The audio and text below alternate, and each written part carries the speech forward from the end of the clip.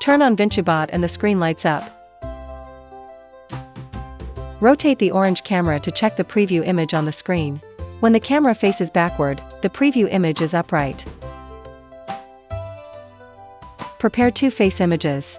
Follow the steps below to learn ID 1 and ID 2 with one click. Put face 1 in front of the camera. A yellow box appears around the face in the preview image on the screen. Press the Learn button at the bottom right of the kit. Use the left and right directional buttons to move the orange cursor.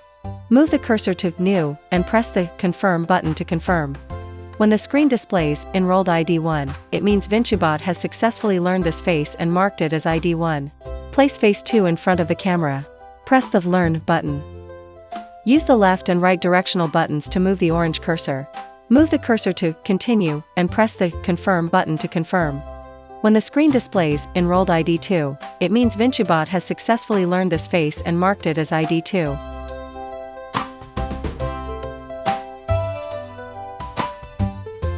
First, turn on Human Face ID recognition. Then, VinciBot to make a hum sound when detecting Face ID 1.